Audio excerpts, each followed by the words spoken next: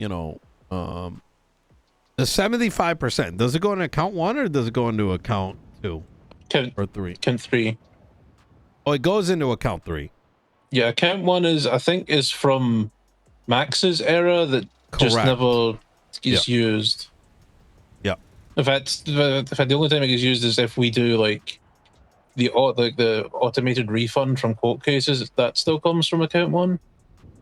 But the reason I asked the governor was because Blaine County can't sustain the, or at least probably can't sustain the salaries for the DOCs and the Marshals. And so I emailed the governor and was like, can they get money from account 1, the DOC and the Marshals? Why don't he'll look at it?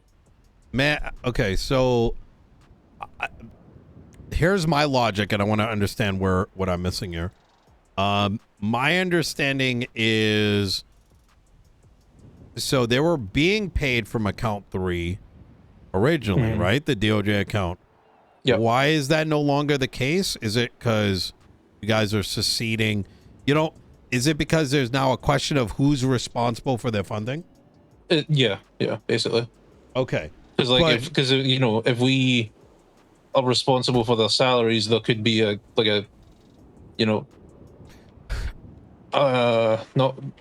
sorry, my words failed me for a second.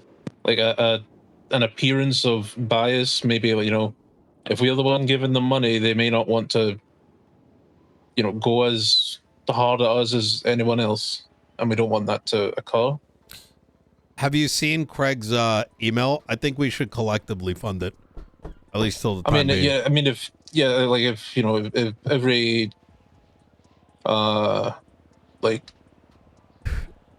if all of us chip in a third, then that's fine. If it's all coming equally, then I think that bias doesn't exist. I think we need to do that in the interim because we cannot let the Marshals tank. You know what I mean? So yeah, I agree. I'm gonna go. Don't know if do they have be able to? We can foot a bigger bill. It doesn't really matter at the end of the day. I mean, we could Los Santos County and DOJ can do 50-50 if need be. Let's do it.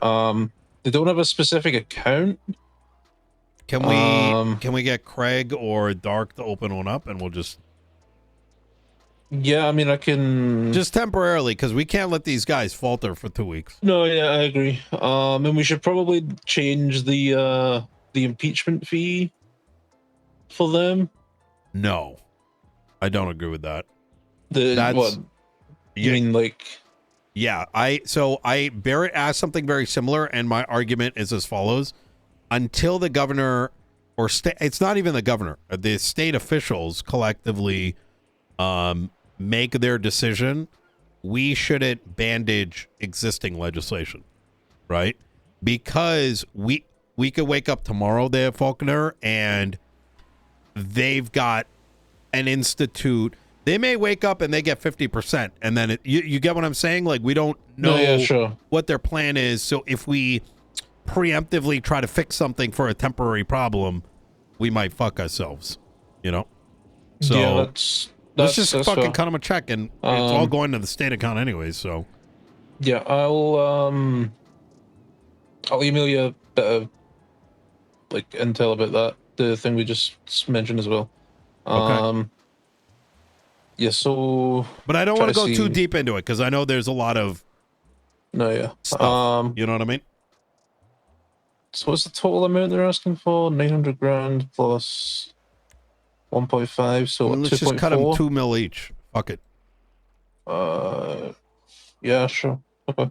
And $2 million each, and we tell them this is with the expectation that they receipt. You know what I mean? So okay. All right, easy. All right, yeah,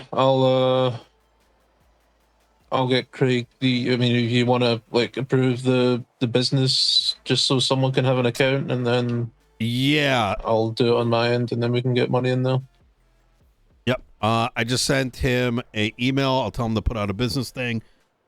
We can both sign it, and then boom, boom. I think Blaine should put some money in, but we can do it. Yeah, we can ask them how much they 10 can, because I know they'll... Exactly. And then we'll just run it back in 2 weeks, and hopefully by then, like in 2 weeks, it's still not sorted. We can revisit again. Yeah, makes sense. All right, easy. All right, thank you, Faulkner. I appreciate it. All right. All right. Oh, actually, yeah. I want to bring something to your attention. Mm-hmm. Now I don't have all the facts, but it sounded bad enough that I do recognize bullshit goes around. Is it a prison thing? No. Wait, what? Okay.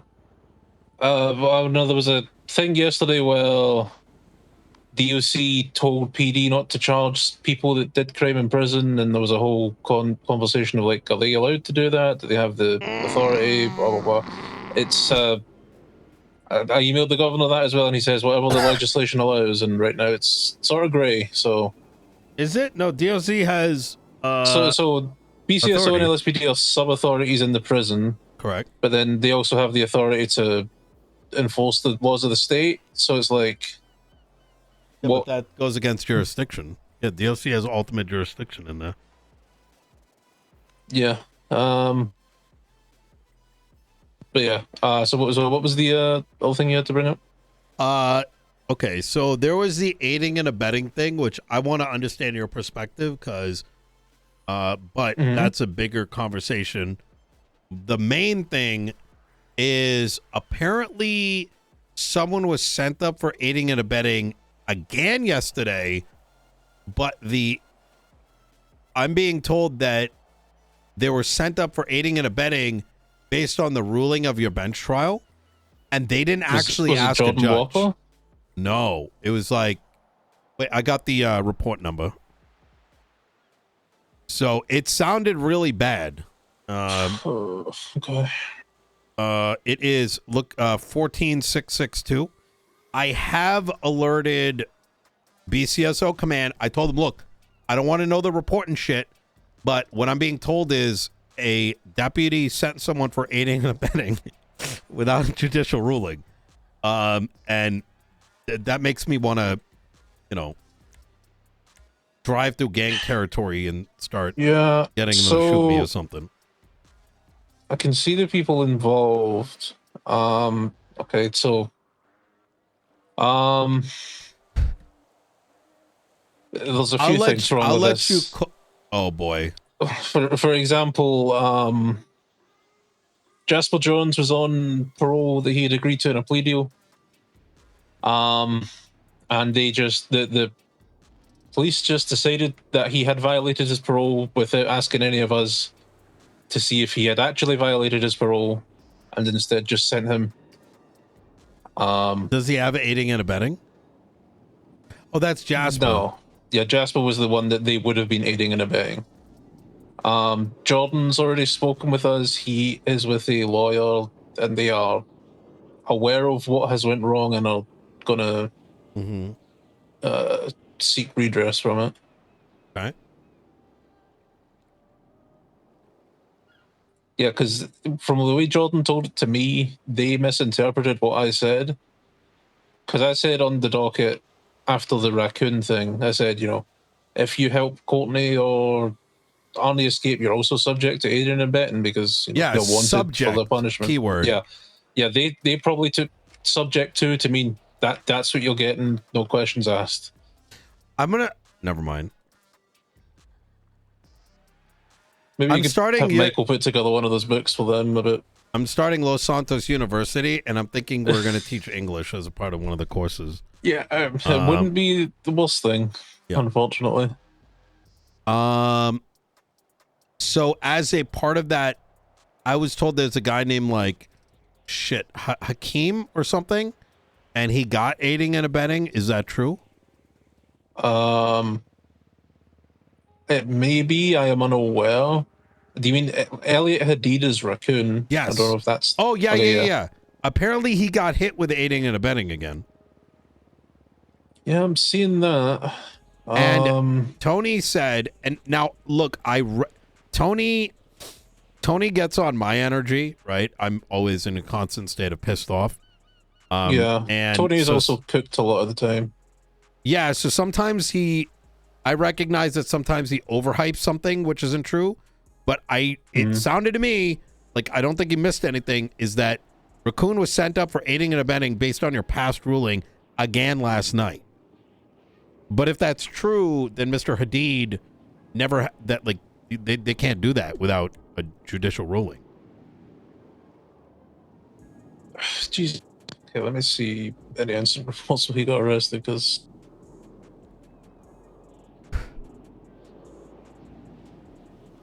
Yeah, it says 2x aiding and abetting. So, like, even if he was like, just send me up for the same time and fine, a cop can't do that. Right? so as it's so okay, so Raccoon got aided and abetting the first time for helping Arnie and Courtney. That's the one he took to bench. Yeah. And then it seems here he got aiding and abetting a second time for helping Jasper. Yeah. But and how? Right? Through what mechanism?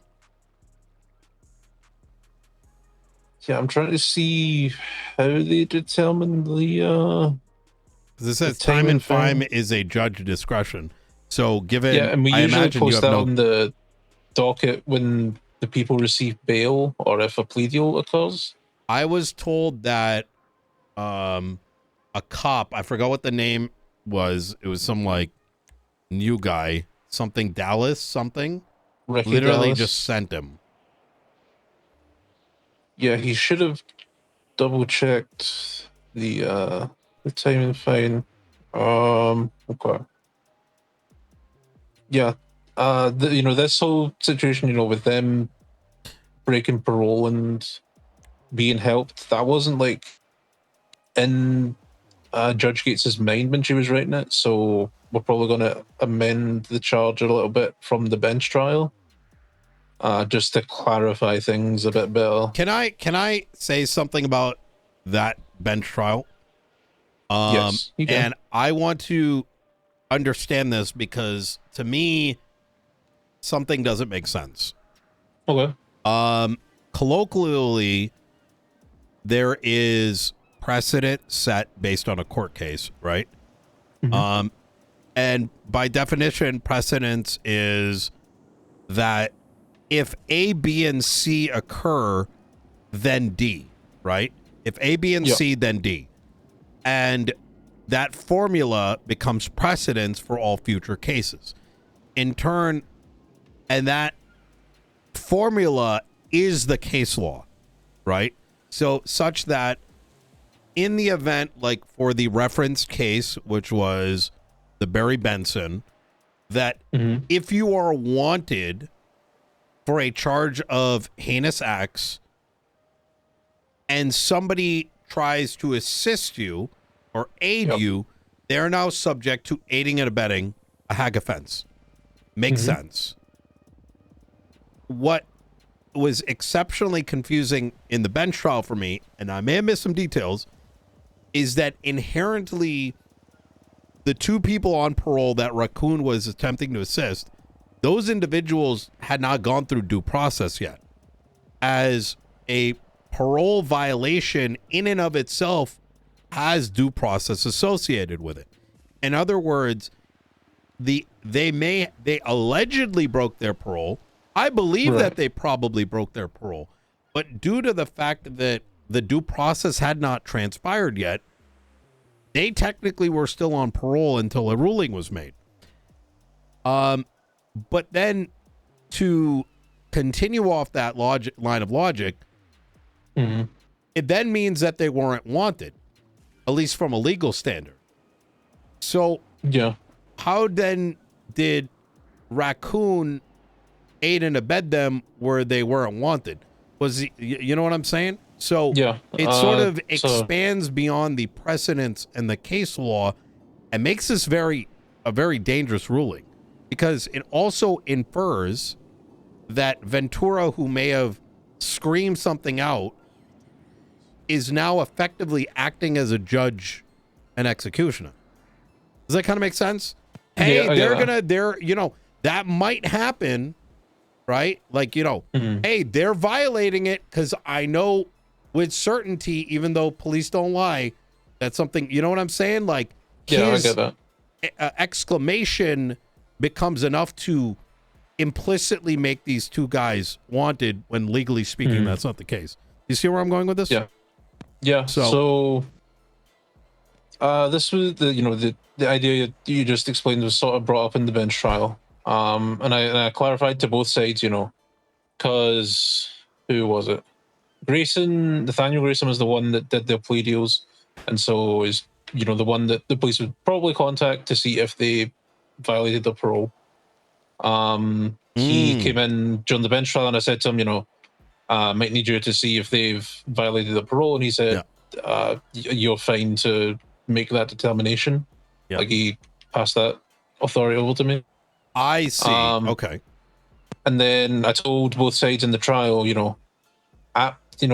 the first thing I will determine or I will look at in deliberation is if these people have violated their parole. If they haven't, then this charge goes away, and then we just go on from there. And I'm with you with that, but you had not yet determined whether they broke the parole, right? During the trial, no. In deliberation, that's what I did. Absolutely. And so in deliberation, you've now said they've broken their parole, and therefore it then turns into these two are wanted, right? But so how did Raccoon post facto, given the fact that at the time of arrest, they were not wanted and their parole had not been broken until deliberation? Because Raccoon was effectively charged with aiding and abetting for a future crime, right?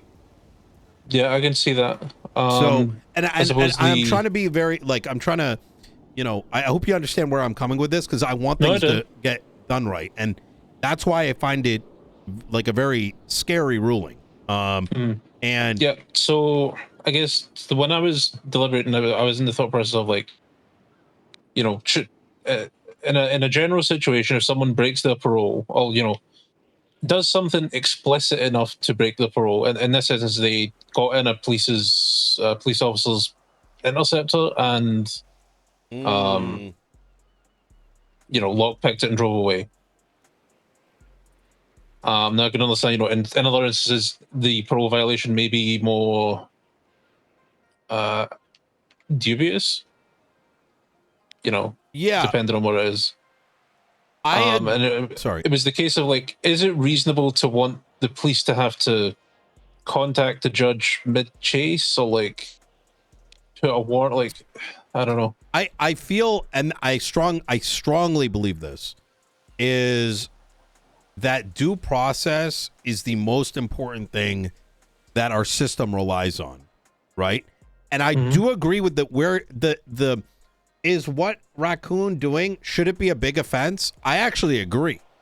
But there needs to be a separation between aiding a wanted hag offender versus the suspicion of one. And the reason I put it is like this, is it can create, Ventura claims he saw these two, right? And it can be ruled that... I think multiple people did. I think multiple people at least said Arnie. Courtney, I think it was just maybe two people, but yeah. Absolutely. But with all evidence, due process still needs to take place. And if it doesn't, it creates a scenario where when someone is wanted, and this is the big thing here, why aiding and abetting made sense here, but in my opinion didn't make sense in the bench trial, is because when someone is wanted for hag, it is public information, right? And it is public wanted because due process has already transpired, which is how that warrant has created itself, right? In this particular case. In other words, this is San Andreas, right? I get it. The warrant doesn't, it's not like a magistrate looks over it. It's actually just PD command, but there's still a level of due process that takes place. Mhm. And so without that action happening, it is now putting the onus on on people that otherwise have not committed a crime could now be going to jail because they've aided someone that wasn't actually wanted, but it gets ruled down the line that actually, you know what, they did break their parole. It's a very dangerous. Yeah, I can definitely see the perspective. You know, Yeah. maybe you know, I'm happy to hold my hands up and say maybe I made a mistake in the bench trial. Yes. I won't say, you know, all my rulings are correct and no. And look, whatever. I think my biggest thing here is, and this is why I respect it, Faulkner, is that you're hearing me out on this, is that I hope that whatever is decided down the line, whatever happened, right? Mm-hmm. But, like, I love this charge, but we can't let the police potentially use it for what it's meant to serve. Yeah. Yes. I would not be opposed to necessarily having aiding and abetting a parole, right? And that becomes a separate, distinguished charge, because one is you are wanted for murder. The other one is you are suspected of breaking parole, right? Regardless of what it is. I get it, yeah. Yeah. So, like, as like my thought process at the time is, you know, when does the wanted, you know, like status occur? You know, what standard do you need as an RSPC? It's got to be when a judge, brother. Like, it's got to be, you got to put it on the docket, because until that stamp is documented, due process has not completed itself, right? There needs to be an official record, because otherwise, like, keep in mind, and I'll say this straight up, you and Sean work, right? We do. Who knows? You might, like, if someone who's half sleeping starts making rulings in bed over a text message, then we're all fucked. You know what I mean? Like this, I agree. Yeah. And so that standard needs to be, when it's documented, it's on the docket in the official place where paroles are made. That's the line. And if someone doesn't cross that line, that's on them, you know? And that's the scary thing. The second, like, let's be honest, Faulkner, do you know whether or not someone texted a judge over email and they're like, oh yeah, just hit him with this? We don't know, because no one documented it. I know Grayson was reached out to, but it occurred during a time where he, you know, he doesn't start work until the storm, and it happened before the storm. Yeah. Yep. Hopefully. Yeah, we're definitely going to look at, you know, clarifying things that need to be clarified from this, not necessarily just taking the ruling of the bench trial and making it the exact way things are going to go, but, you know, reviewing the kinks in the issue and sorting them out. We have to be very careful not to water down serious offenses. I agree. Yeah. All right. Actually, I had an interesting conversation with a cop last night who had an interesting perspective of, like, you know, some charges, the consequence they could have versus the punishment is maybe off into, like, he was using, I think, like, bribery as an example. Like the effort and result that bribery could have versus the punishment is not exactly correct. It was an interesting perspective. Yeah, no, I think that's something we should seriously look at. Extortion as well. The impact, bribery and extortion should be a consequence of impact, not a singular charge. Yeah, because it's like how, like, witness tampering can be, you know. Exactly. Yeah.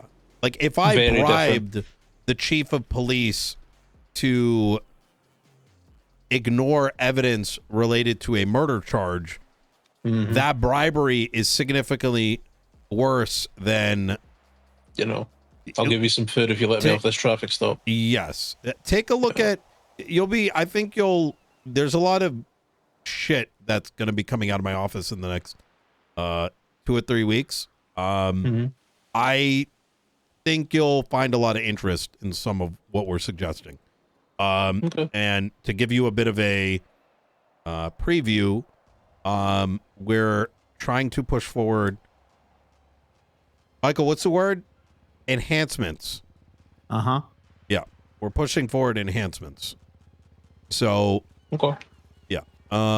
So Anyways, Maybe something that Mike would emailed me about before. Sort of. But yeah, I think I understand.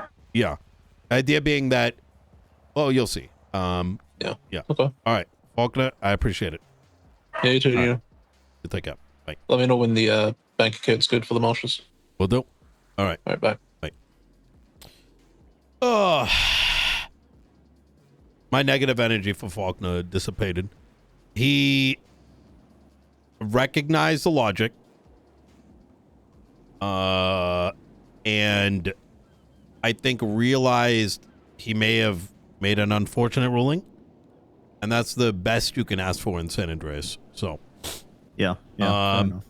I think I also stopped him from potentially updating the aiding and abetting to scope in aiding and abetting a potential parolee. And so overall, that's good. Okay. Here's the thing, and I'll say this again. It's hard for me to be upset with someone like, everyone's going to make mistakes. Faulkner at least converses. You know what I mean? It's not doubling down on some fucking bullshit. You know what I mean?